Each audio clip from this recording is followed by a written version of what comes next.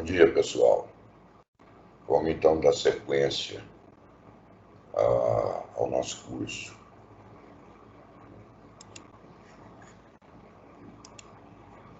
Nós havíamos visto um regulador de tensão de que era desejável de que ele obedeça duas condições básicas. Manter a tensão de saída estável independente das variações da corrente na carga. Nós devemos manter a tensão na carga constante, independente da carga. Tá ok? Nós não podemos permitir que ela caia à medida que a carga aumente. Ela tem que ser estável, estabilizada. Manter a tensão sempre constante, independente se nós estamos com uma carga leve ou pesada, ok? Que seria o equivalente a um som baixo ou um som alto. Nós temos que manter a tensão na carga constante. E independente das variações da tensão na entrada. A entrada, a tensão pode variar, mas na saída nós devemos mantê-la constante. Então, com base em toda essa análise que nós fizemos, nós chegamos nesse circuito aqui. Nós havíamos visto inicialmente o transformador, o tapo central, a configuração normal. Nós havíamos visto aqui que na saída, apesar de ser uma onda triangular, por facilidade só de representação, é uma onda senoide, uma senoidal. Tá ok? Então aqui nós teríamos somente uma senoide. Aí nós colocamos um capacitor e nós vimos que essa forma de onda aqui agora, ela tinha esse aspecto. O capacitor, ora se carrega, ora se descarrega, ora carrega, ora se descarrega, isso o tempo todo. Nós vimos que nós melhoramos já o sinal, mas não é um sinal constante. Ele tem um valor mínimo aqui, tem um valor máximo aqui, e ele varia entre esse mínimo e esse máximo, tá ok? E a diferença entre eles é conhecida como tensão de Ripple. O ideal seria que essa tensão de Ripple fosse zero, nula. Aí nós estudamos aqui o Zener. Esse resistor ele é inserido somente para limitar a corrente no Zener, para não deixá-lo queimar. Tá ok? Sem ele queimaria. Porque a única coisa que limitaria a corrente seria a própria resistência dele, que é muito pequena. Tá ok? Então é necessária essa resistência. Inclusive, nós até especificamos o valor dessa resistência em função das condições de carga e de tensões na entrada, tá ok? Na aula passada foi feita essa análise, então nós sabemos especificar isso aqui, para garantir que a regulação aconteça em carga leve, em carga pesada, com a entrada variando num valor mínimo até o máximo. Então, toda essa análise aqui nós fizemos na aula passada. E isso aqui é o nosso regulador. Por quê? Porque o Zener, dentro daquilo que ele se propõe a fazer, ele mantém a tensão constante na saída dele, nos terminais dele. Então, é o que nós estamos querendo. Nós queremos que a tensão que apareça aplicada à carga seja exatamente constante. E quem garante isso é o Zener, que mantém a tensão na carga em cima dele constante desde que ele esteja regulando, desde que ele não perca a regulação. Tá ok? Por isso que nós especificamos esse resistor, para garantir a regulação dele também. Tá ok? Que não deixe ele sair fora, porque se ele sair fora, acabou. Ele não regula mais. Mas então, dentro dessas especificações, aqui nós temos então uma tensão aqui, tensão de Zener. Se nós queremos criar uma fonte de 6 volts, nós vamos buscar um Zener de 6 volts. Se queremos criar uma fonte de 12 volts aqui na saída, vamos buscar um Zener de 12 volts. Tá ok? Então, você vê agora que na saída, aplicada na carga, nós temos uma tensão constante. E isso aqui finaliza a nossa análise a respeito de uma fonte regulada, ok? Mas, dando prosseguimento, nós temos os reguladores de tensões integrados. Ele já está tudo feito dentro desse regulador aqui. Então, nós temos, dentro desse regulador, nós temos essa estrutura. E os principais reguladores eletrônicos é o 78XX. O XX é a tensão dele. Por exemplo, se for 7806, esse mantém a tensão em 6 volts na saída. 7812 mantém a tensão em 12 volts. 7818 em 18 volts. Aqui nós temos olhando para ele a entrada, o terra e a saída. Então nós vamos retirar essa regulação aqui que era feita até então pelo Zener por um 78XX. Ele vai fazer exatamente o que o Zener faria, ok?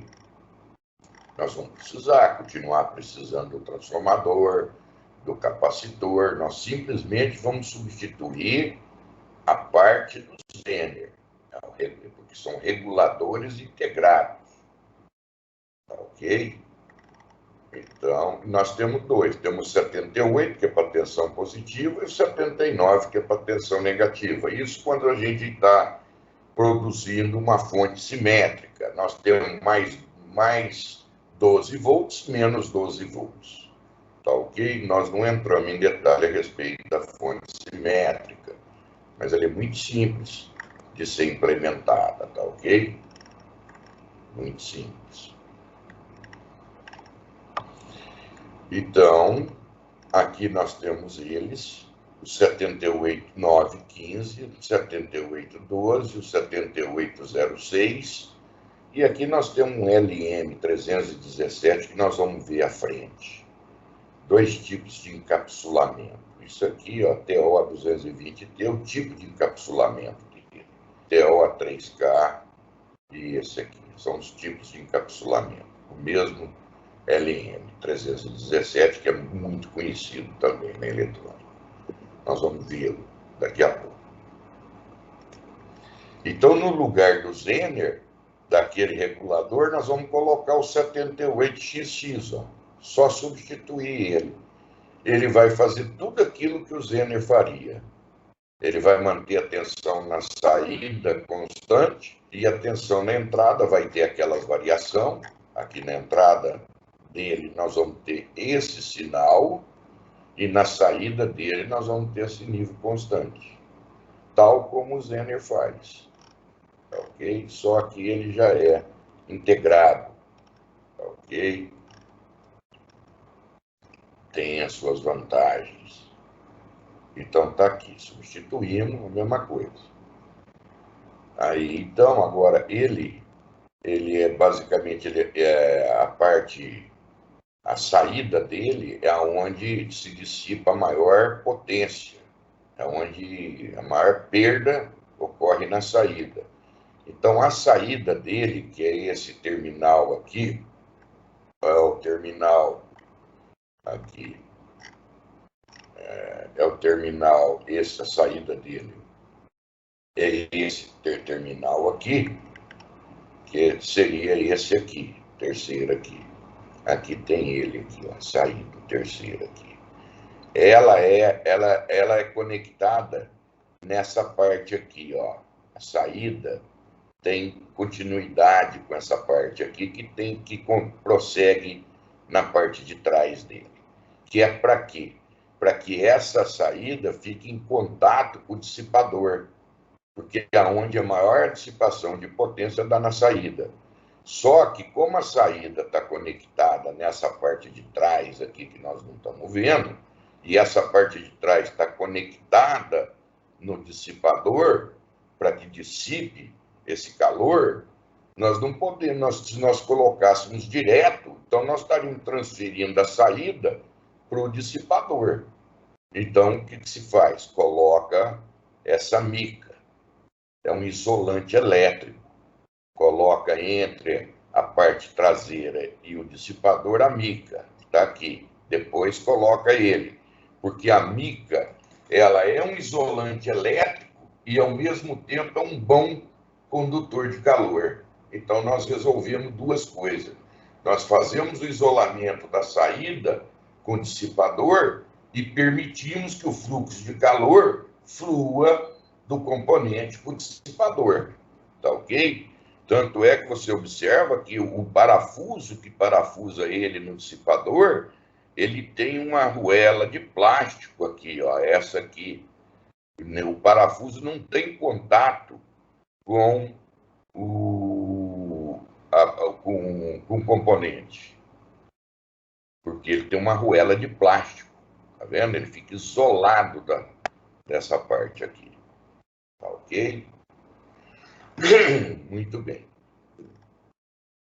Agora nós vamos ter, para esses CIs, nós definimos uma tensão de dropout, que é a mínima diferença entre a saída e a entrada sem que o regulador deixe de operar.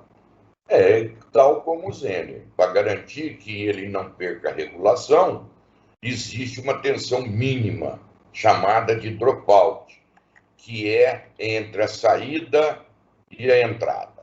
Então, para que ele possa funcionar corretamente, nós não podemos abaixar mais essa tensão do que a tensão de dropout. Então, ela tem que estar garantida. Tá ok? Que é a mínima tensão que garante, entre entrada e saída, que garante a regulação do CI. Tá ok? Para essas linhas aqui, é 2 volts.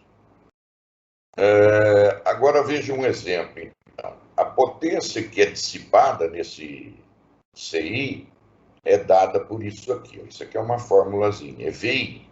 Então, a tensão de entrada menos a tensão de saída vezes a corrente de saída. Essa é a fórmula para calcular. Então, por exemplo, se nós temos na entrada dele 8 volts aqui e temos na saída 5, então a tensão entre entrada e saída é 3 volts.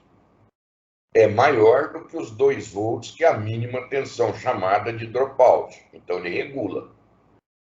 Então, nós temos 3 volts. Então, 3 volts, é 8 na entrada, menos 5 na saída. E nós temos uma corrente de saída de 1 ampere. Então, ele dissipa 8 menos 5, 3, vezes 1, ele dissipa 3 watts. E a potência de saída? A potência de saída vai ser a tensão de saída vezes a corrente de saída. Tá ok? Então, a tensão de saída é 5 vezes 1 dá 5 watts. Você pode perceber que até que essa diferença aqui, ó, é a tensão de entrada e a corrente de entrada é aproximadamente igual à corrente de saída. Por isso que ficou. Então, V vezes a corrente de entrada é a potência de entrada. VS vezes IS é a potência de saída. Então, a potência de entrada menos a potência de saída é a potência de perdas. Como a corrente de entrada é aproximadamente igual a IS, resultou nessa formulazinha aqui. Tá ok? Então, a potência dissipada, 3 watts, e a potência de saída, 5 watts. E está entrando 8, evidentemente. Porque se está saindo 5 e estou perdendo 3, é porque está entrando 8. Então, o que é a eficiência? O rendimento é a potência de saída dividido pela potência de entrada. Então, sai quanto? Sai 5 e entra 8. Em porcento, eu multiplico por 100. Então, deu 62,5%. Um baixo rendimento. Tá ok? Eles não têm baixo rendimento, 62,5%. E quanto maior for a tensão de entrada, a diferença, menor vai ser a eficiência. Tá certo? Quanto maior for essa diferença de tensão aqui, ó, maior são as perdas, menor a eficiência.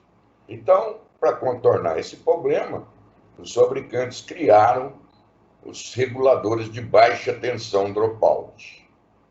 Eles estão compreendidos na faixa de meio a 1 volt, né? Porque essa tensão, essa diferença de tensão, nada mais é do que a tensão de dropout. Então, quanto menor for ela, né? Quanto menor for essa tensão, menor são as perdas. Então, essa aqui, esses aqui estão na faixa de meio a 1, tá ok? Aqui nós temos alguns deles aqui, olha lá a parte traseira dele, tá vendo? Aqui, esse aqui faz contato, esse aqui faz contato com esse. Então, esse faz contato com essa perna. Por isso que nós temos que fazer. E aonde a área maior aqui é porque a grande dissipação de potência dele, quase que a totalidade, está na saída. Tá ok? Então, é por isso que isso aqui é feito dessa forma, para que aumente a área, para que o calor seja trocado. Tá ok? E só que eu não posso manter isso em contato com o dissipador, porque senão eu transferir o potencial desse ponto, que é o mesmo desse, para o dissipador. Tá ok? Então, eu preciso isolar. Mesmo porque, às vezes, muitas vezes, vários desses são montados no mesmo dissipador. E aí, então, se eles não fossem isolados, um interferiria no outro. Tá ok? Levaria a queima de todos eles. Agora, só que esse aqui é de tensão fixa, né? Ele mantém a tensão, 78,06, ele mantém 0,6. Mas nós temos agora os regulados, nós podemos regular os de tensões ajustáveis, que são o LM317. Então aqui é a mesma coisa, ele tem terra, saída e entrada, né? Nessa numeração da binagem dele. E nós substituímos simplesmente o Zener pelo 78, qualquer coisa, tá certo? E depois nós substituímos 78 pelo LM 317. Esses resistores R1, aqui é um resistor fixo, o fabricante recomenda que ele seja de 240 ohms, e isso não quer dizer que você precisa usar, mas ele recomenda. Então, se o fabricante recomenda, tá ok? E esse é um potenciômetro variável. Evidentemente, se é um potenciômetro, já é uma resistência variável, tá ok? Então, R1 e R2 são montados externamente, eles são inseridos aqui no LM externamente. Nós temos só esses 3 perninhas aqui. Aí nós fazemos essa conexão aqui, tá ok? R1 e R2. Então, olha, ele é mais sofisticado, o circuito dele interno, comparado com 78. Tá vendo? Ele tem mais coisa. Ó. Ele é bem mais, porque ele é regulado. Agora nós não vamos ter uma tensão fixa na saída. Nós podemos variar essa tensão. Tá ok? E o LM317, a tensão máxima que a gente pode colocar na entrada é 40 volts. E ele dá na saída, no máximo, 37. Os 3 volts é para garantir a tensão de dropout, para que ele continue regulando. Tá ok? Então, agora nós conseguimos variar a tensão de 0 a 37 na entrada. Mesmo quando a tensão aqui varia até 40, tá ok? De 0 a 40. Então, se eu tenho 40, eu tenho 37. Se eu tenho 10, eu tenho 7. Sempre 3 aqui. Então, aqui o valor máximo é 37, E aqui, então, nós desenhamos melhor, retiramos ele daqui e vamos dar uma desenhadinha, a mesma coisa, né, lá. A mesma coisa que nós fizemos aqui, está certo? A mesma coisa, do 2 vem para cá, né? Aqui está os pinos 1, 2 e 3, que é aqui, 1, 2 e 3, tá ok? Então, entre 1 e 2 nós temos R1, e 1 e o terra nós temos R2. Então, entre 1 e 2 nós temos R1, e entre 1 e o terra nós temos R2. É o mesmo circuito. E nós usamos aqui 240, que é o que é recomendado pelo fabricante. Tá ok? Muito bem. Essa tensão de referência aqui, ó, ela é 1,25 volts. Independente do que saia, essa tensão aqui é sempre mantida através desse sistema aqui, a tensão de referência é sempre mantida aqui, ó, 1,25 volts. Essa é a tensão de referência. Nós temos um Zener aqui, ó, de 1,25. Ele mantém essa tensão fixa, independente do que possa ocorrendo. O Zener mantém tensão de referência aqui, tá ok? Em 1,25. Muito bem. Então, nós agora vamos fazer uma análise aqui. Aqui é a corrente de ajuste, aqui é uma corrente que passa em R1, que nós chamamos de 1, e a corrente que desce aqui em R2 chamamos de I2. Então, nós podemos escrever de acordo com Kirchhoff, segunda lei, de que I2 é igual à corrente de ajuste mais I1, aqui. Só que observa o seguinte, que essa corrente de ajuste é da ordem de microamperes. Então, numa primeira aproximação, nós podemos desprezar essa corrente de ajuste, pelo fato dela ser muito pequena, e assumir que a corrente 2 é aproximadamente igual a I1. Isso aqui é aproximadamente zero, essa corrente desce direto. I2 é aproximadamente igual a I1. Então, I2 aproximadamente. E quanto que vale a tensão V2? V2 vale R2 e 2. Então, V2, como nós aproximamos, é aproximadamente R2 e 2, que substitui 1 e 2. Aqui, a rigor, seria igual, certo? R2 e 2, que é aproximadamente R2 e 1, que I2 aproximadamente. E aqui, então, quanto que vale 1? I1 vale a tensão aplicada no resistor dividido por ele. Então, I1 vale V de referência dividido por R1. Então, I1 vale V de referência dividido por R1 multiplicado por R2. Joguei para fora aqui, ficou essa relação. Portanto, a tensão de saída, Vout, essa tensão aqui, vai ser igual a V2 mais o V de referência. Certo? Primeira lei de Kirchhoff. Então, vai ser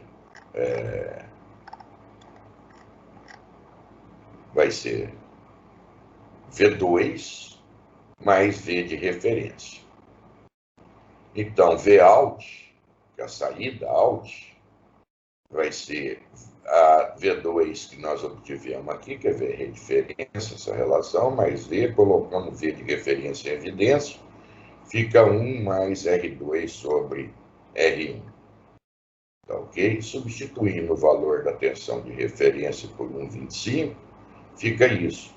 Então, agora você observa o seguinte, que o R1 é fixo, que nós podemos variar é R2. Então, se R2 for zero, a tensão de saída seria 1,25. Se R2 for muito grande, então isso aqui cresce. a tensão de saída cresce. Então, eu posso calcular o máximo valor de resistor que eu poderia inserir.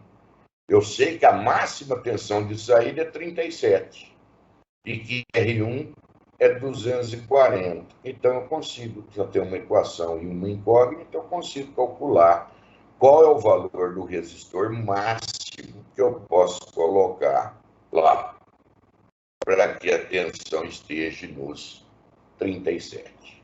Tá ok? Muito bem. E assim, se eu quero uma outra tensão qualquer, 20 volts, substituo 20 aqui, eu tenho R1 que é 240, eu consigo calcular qual o valor do resistor que eu devo colocar para que tenha os 20 volts. Evidentemente que eu não vou ficar fazendo isso. Eu vou lá e pego o potenciômetro aqui, boto um voltímetro aqui para medir a tensão e vou ajustando até a hora que der os 20, que é exatamente o valor dessa resistência que você calculou aqui. Tá ok? Agora, então, aí nós substituímos ele aqui, né? Tá ok? Agora no lugar, aí nós temos nosso retificador, já um retificadorzinho melhor, né? Nós temos tensão variável aqui de 0 a 37 volts, cara. Conseguimos já melhorar, variar ela.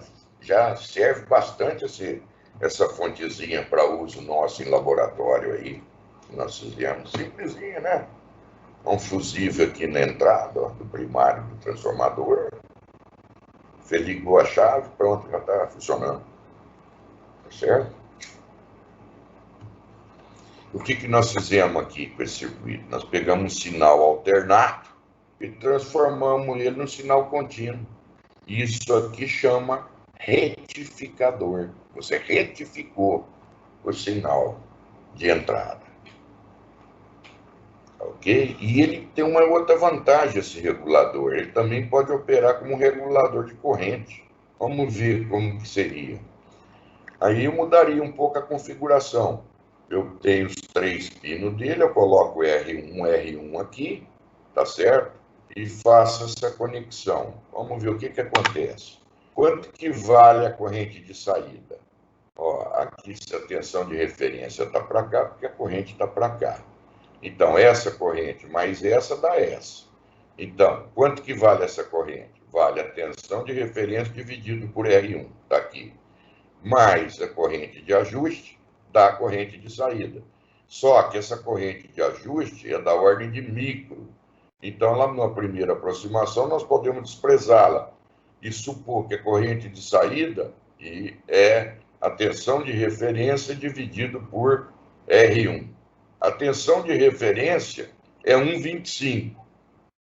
Então, se eu variar o R1, eu vario o quê? A corrente de saída. Porque isso aqui é 1,25. E essa corrente de saída ele consegue manter de uma faixa de 10 mili a 1,5 ampere. Tá ok? Então, eu consigo calcular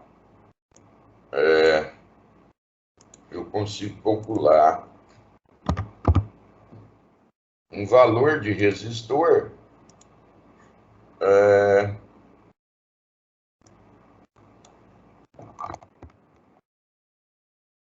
consigo calcular um valor de resistor para essa faixa.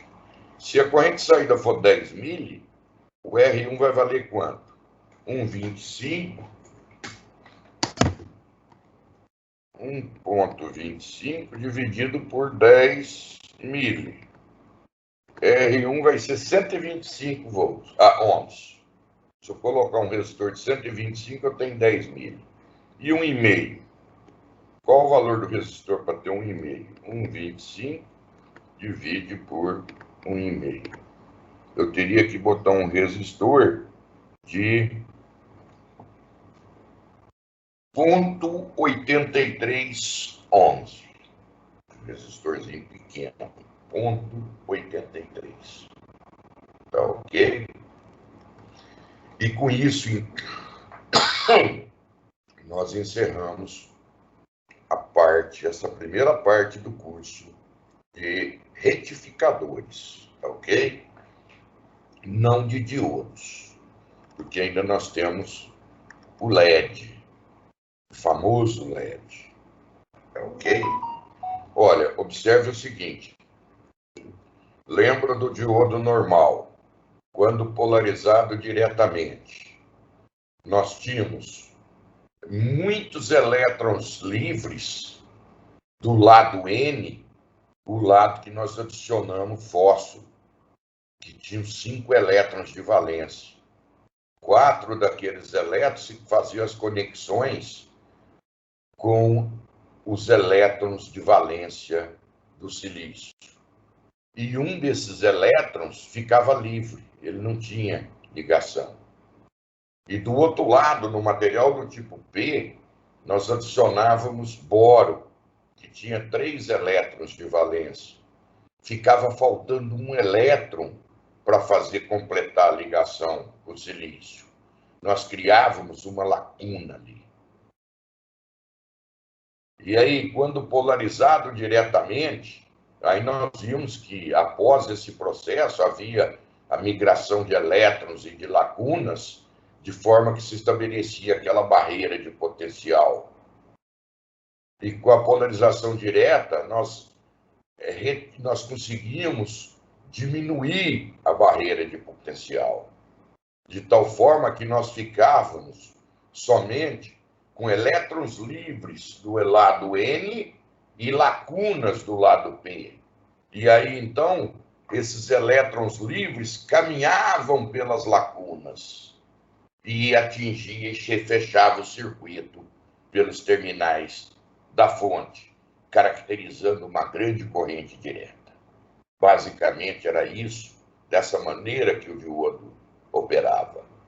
Agora imagine o seguinte, elétron livre, ele não faz parte da camada de valência, porque a camada de valência é aquela camada que ainda tinha elétrons, mas agora a camada de valência está completa.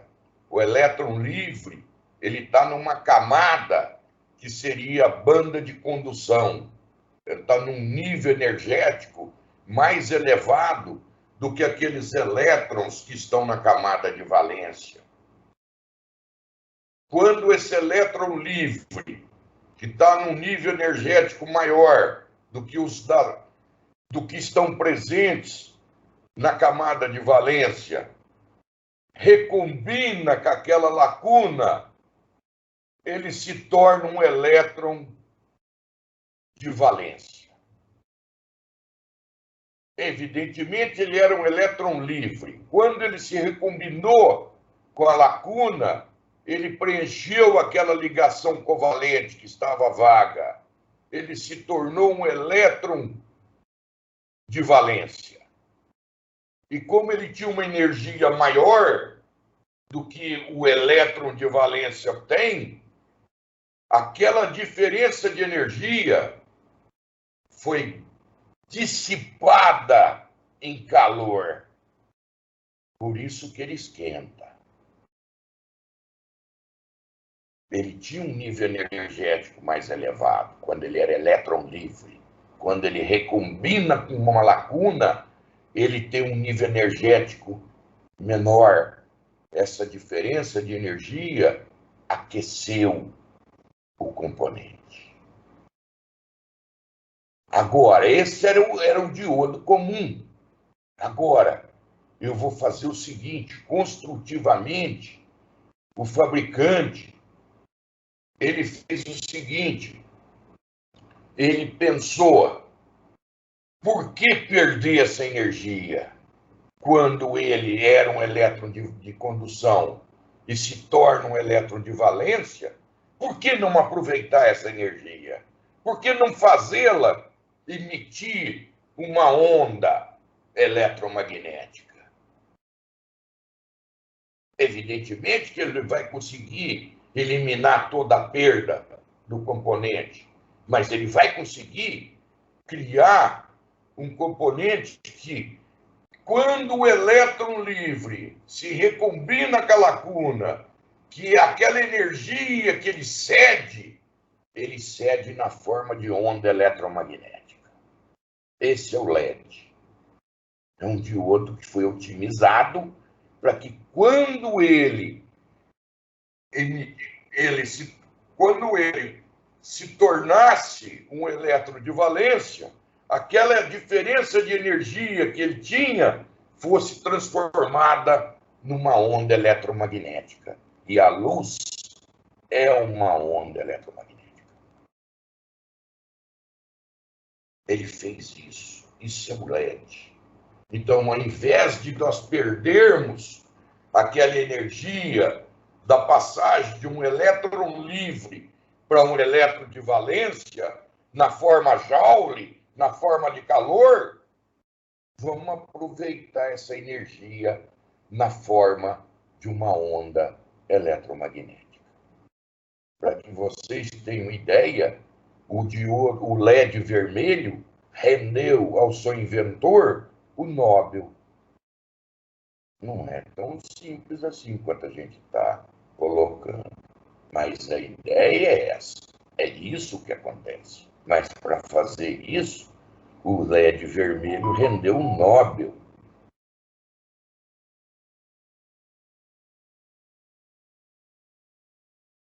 Então, dependendo agora da frequência dessa radiação eletromagnética emitida, nós temos as cores do LED. Depende, então. Eu quero a cor vermelha, verde, azul, dependendo da radiação eletromagnética, que depende do material que você utiliza para construir o LED. Nós temos as cores. Mas ele é um diodo que funciona exatamente da mesma forma que um diodo retificador que a gente tem feito até agora.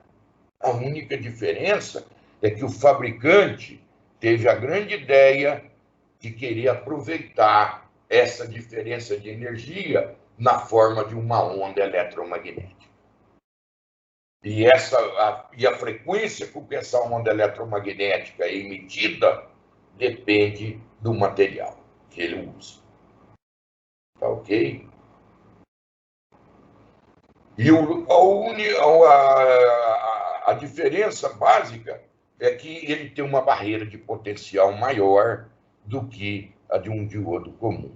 A do diodo comum é 0,7 volts. A de um LED varia de 1,5 a 2,5 volts. Normalmente se usa para cálculos assim 2 volts. Ele tem uma barreira maior. Tá ok? A perninha menor é o cátodo, e a maior, então, é o ânodo. Tá ok? Ele já vem assim, ó, perninha menor, perninha maior.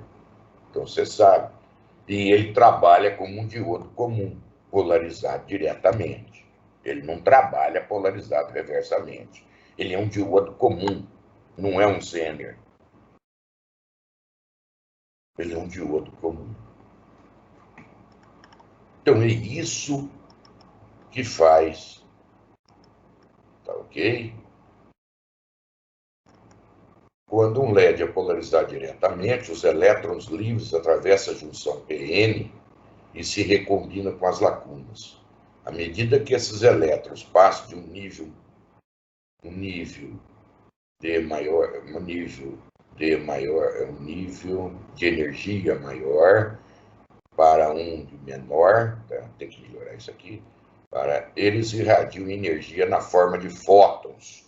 Essas ondas eletromagnéticas, elas são pequenos, a luz, ela pode ser encarada, inclusive eu dei aquela palestra para vocês, e lá eu falei nisso, que a luz, né, era feita de pacotes, de fótons, ok? Mas isso é uma coisa mais sofisticada. Isso é mecânica quântica. Isso é uma coisa espetacular, ok? Mecânica quântica. Nem o cara que criou a teoria acreditou que aquilo estivesse certo, porque contrariava toda a lei da termodinâmica. Mas ele aceitou, então, a teoria, e então a luz pode ser compreendida em duas formas, né? Como ondas e como fótons, tá ok? São as duas teorias que explicam a natureza da luz. Muito, muito legal, cara, a mecânica quântica. Bom, então, eles irradiam energia na forma de fótons. Nos diodos comuns, essa energia é irradiada sob a forma de calor, e um LED, essa energia sob a forma de luz. Esse efeito é conhecido como eletroluminescência. Eletroluminescência. Esse é isso. É uma parte da física hoje. A cor da luz que corresponde ao comprimento, evidentemente, que a luz tem um comprimento de onda, é determinada principalmente pelo gap nas bandas de energia, que é o espaço entre as bandas. O elétron ele tem que ocupar uma banda, ele está na banda de valência ou ele está na banda de condução. Quando eu dou energia para o elétron, ele salta da banda de valência para a banda de condução. E quando ele volta para a banda de condução, ele fornece essa energia sob a forma de luz. Esse é o princípio. Ok? Usado galho, arsênio, fósforo. Um fabricante pode produzir que lá irradiam luz vermelha, verde, amarela, branca e até o infravermelho. E também a frequência dentro do infra. Você não vê. É muito usado na área de segurança. Você não vê. E esses outros são muito úteis como indicadores para painéis, instrumentadores, essa coisa toda. Né? Um LED verde, está aceso, vermelho desligado, essa coisa, tá certo? E o infra encontra grande aplicação em sistema de segurança, controle remoto. Esses controles remotos que você liga a televisão, você está emitindo uma onda eletromagnética na faixa do infravermelho. Ela é invisível. Nós vamos ver mais à frentezinho alguma coisa disso aqui. Então, aqui está o circuito com LED. A representação dele, ele emite luz. Então, ele ganha essa setinha aqui, ó. Isso indica que quando ele está polarizado diretamente, que ele circula a corrente por ele, ele emite luz. Ok? Esse resistor aqui é a mesma razão. Eu preciso limitar a corrente no componente. Por isso que ele está ali, para segurança do componente. Ok? Então, é a mesma coisa. Quanto que vale a corrente que circula aqui? Ó, se eu tenho VS aplicada aqui, aqui eu tenho VD, mais essa queda de tensão aqui é essa. Ou a tensão que aparece aqui no resistor é VS menos VD, dividido por RS da IS. Ou, para aqueles ainda que estão querendo fazer tudo bonitinho, menos VS mais RSS mais VD igual a zero. Vai chegar nessa mesma equação. A queda de tensão de 1,5 a queda de tensão é dessa faixa, e a corrente é na ordem de 10 a 50 miliamperes. Não sei? Então, agora, o brilho do LED, ele depende da corrente.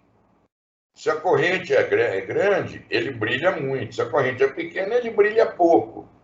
Mas nós não queremos isso, né? Quando a gente liga um LED, nós queremos que a luz que ele mantenha-se, a intensidade luminosa se mantenha constante. A única forma de fazer isso, então, é alimentá-lo por uma fonte de corrente. onde eu garanto que a corrente é mantida constante. Eu poderia lamentar, porque aquele regulador lá, aquilo é uma fonte corrente. Dependendo do valor da resistência que eu ajusto, eu posso variar a corrente de 10 mA a 1,5 ampere. Então, se eu regular para um valor fixo de corrente, a intensidade dele vai se manter constante.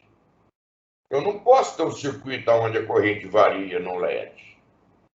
Tá certo? Só para que vocês tenham ideia, a intensidade luminosa, é um termo meio assim de luminosidade, de coisas assim, ó, é candelas. Tá? A intensidade é dada em candelas, CD. Ó, e geralmente os LED de baixa potência é dado em milicandela. De baixa potência normalmente é milicandela. Por exemplo, esse LED aqui, ó, é um LED vermelho com uma queda de tensão direta de 1,8 volts e uma especificação de 70 milicandela. Essa é a intensidade dele para 20 miliamperes. Então, se passar 20 miliamperes por ele, ele dá uma intensidade de 70. Agora, ela cai para 3 milicandela para uma corrente de 1 mili. E não é aceitável isso. Nós queremos que o LED, como sinalizador, que ele mantenha a sua intensidade constante. A única forma de fazer isso é garantir que a corrente por ele seja constante. Tá ok? Alimentando desse modo, o brilho será constante porque a corrente é constante. Aqui nós temos um datasheet. Um datasheet de um LED. Então você vê o seguinte, olha que interessante. A tensão reversa dele é 6 volts. É pequena, né? Aqueles diodos retificadores tinham tensão de 500 volts, 1000 volts. Esse aqui é 6 volts. Se você colocar uma tensão reversa maior que 6 volts, você queima ele. A corrente máxima dele DC é 50 miliamperes. A máxima dissipação de potência nele é 100 miliwatt. Isso todos a temperatura ambiente de 25 graus. A intensidade luminosa, que é aquela candela lá, dada em milicandela, típica desse aqui é 70 milicandela. Quando a corrente for de 20 miliamperes, para a intensidade luminosa, para quando a corrente for de 1 mili, ela cai para 3 milicandela. Aqui nós temos uns gráficos. Aqui, comprimento de onda. E aqui a intensidade luminosa. Olha a forma de onda, como é que é. Se você pegar, esse é um LED vermelho, LED. Então, se você pegar a luz vermelha no espectro, ela varia de 620 a 780 nanômetros. Observe que nós estamos aqui na faixa de 600 a 700, que é evidentemente a luz vermelha. Nós estamos aqui. Ele está emitindo aqui. Fora, ele é zero, ó. Fora daqui, ele é zero, ele não emite nada, porque aqui estão as outras faixas de frequência, de comprimento de onda, das cores. Ele só emite aqui, ó. Só na faixa do vermelho. E o pico dele está em 650 nanômetros. 650 nanômetros o pico. Está aqui. Tá ok? À medida que a temperatura ambiente aumenta, a intensidade luminosa dele diminui. À medida que a temperatura ambiente aumenta. Então tem que tomar cuidado também com a temperatura ambiente. E aqui a intensidade dele em função da corrente. À medida que a corrente cresce, a intensidade luminosa dele cresce. Tá ok? E tem outro detalhe interessante também, é o seguinte: a ângulo para metade da intensidade. Olha, nós temos uma corrente de 20 miliamperes. 20 miliamperes. Qual é, quando nós temos 20 miliamperes, qual é a intensidade luminosa? Tipicamente 70 milicandela. Então, para uma intensidade de 20 miliamperes, se nós olharmos num ângulo de mais ou menos 30 graus, a intensidade dele cai para metade. É como se você estivesse enxergando somente 35 milicandela. Então, a sua posição em relação ao LED, o ângulo de visão seu, influi na intensidade, na luminosidade que você vai enxergar. Ela cai para metade quando esse ângulo abrir 30 graus, para um lado ou para o outro, que é o mais ou menos. Percebe? Então, se você vai se afastando da lateral do LED, a intensidade luminosa que você vai vendo vai caindo. Chega a metade quando esse ângulo abrir 30 graus e vai diminuindo mais. Aqui ele te deu um dado para metade, que é um ângulo correspondente a 30 graus. Ok? E aqui, então, nós temos um exemplo de aplicação, por exemplo, de um LED. Nós queremos saber qual é a polaridade, por exemplo, de uma pilha. Vamos dizer, de uma bateria, qualquer coisa. Tá certo? Vou desenhar um negócio aqui. Tem um dispositivo aqui, tá muito velho, um gerador, eu não sei qual que é positivo e qual que é negativo. Eu não vou desenhar, vou aqui inserir, deixa eu ver, forma aqui. Eu venho aqui.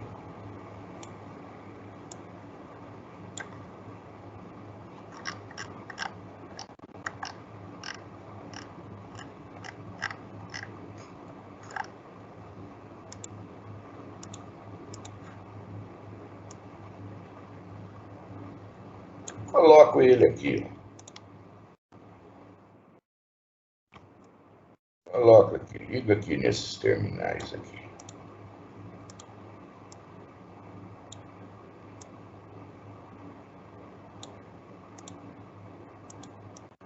Eu quero saber qual é o lado positivo dessa pilha, por exemplo. Eu não sei, não está marcado mais, ou uma bateria, ou qualquer coisa assim. Vamos supor que esse aqui, se fosse o positivo esse.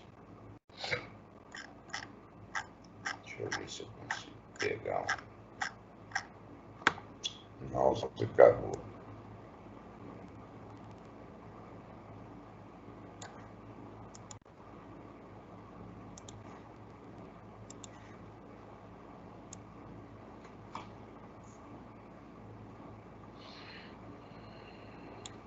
Vamos supor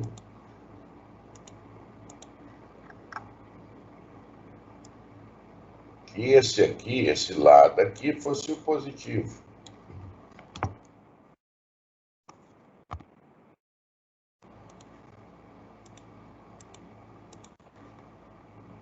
E que esse lado aqui fosse o negativo, por exemplo. O que acontece? Quando eu coloco aqui, se esse for positivo, eu estou jogando positivo no capto desse aqui. Ele está polarizado reversamente, aberto.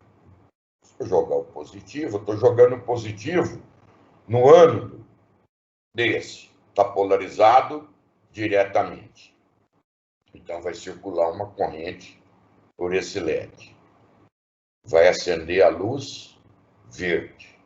Então, se a luz verde acender, isso significa que esse ponto aqui é positivo em relação a esse. Nós criamos um identificador de polaridade. Se isso aqui agora vier para cá, fosse aqui, e esse aqui fosse aqui, Então, nós estamos jogando negativo no ânodo, no cátodo desse aqui. E esse vai estar polarizado reversamente e esse vai estar polarizado diretamente. Então, vai circular uma corrente por aqui, vai acender a luz vermelha. Então, dependendo da cor que acender, eu sei qual é o positivo, aonde está o positivo e onde está o negativo. Nós criamos um simples LED, um identificador de polaridade. Tá ok? E aqui nós temos um outro. Ah, não, aqui é a explicação. Tá ok? E na explicação, aqui nós temos um outro. Um detetor de continuidade. Suponha que.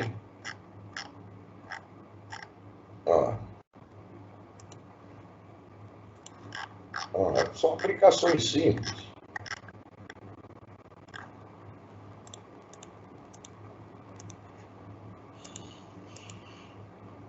Imagina que eu quero saber se um fio está partido ou não.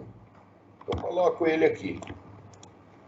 Se ele não tiver partido, então o ponto A e o ponto B são os mesmos. É um curto-circuito aqui.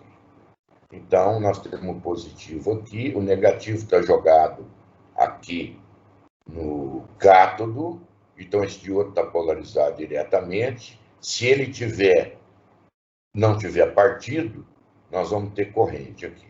E o LED vai acender. Se ele tiver partido, o LED vai ficar apagado. Criamos um detector de continuidade. Tá certo? É isso que faz o multímetro. O multímetro faz exatamente isso. Ele tem a bateria, você quando coloca para ver continuidade, só que em vez de acender o LED, ele apita. Ele dá aquele barulhinho, tá certo? E criamos um detetor de continuidade. Tá ok? Aí acho que vem a explicação, tá aí, ó, tudo explicadinho. Se ele tiver interrompido, o LED permanece. E nós temos, então, eu não vou entrar agora aqui nesse aqui, porque eu parei com a outra turma aí, então eu vou parar aí também, e isso já, vocês podem já fazer essa lista de exercícios já aí, vocês já podem, tá ok? Então, reforçando, hoje é o último dia, até as 23h59, para entregar a 7ª atividade de EAG e a 6ª atividade de ELE. Tá ok? Eu só peço um minutinho que eu vou tirar a lista de presença.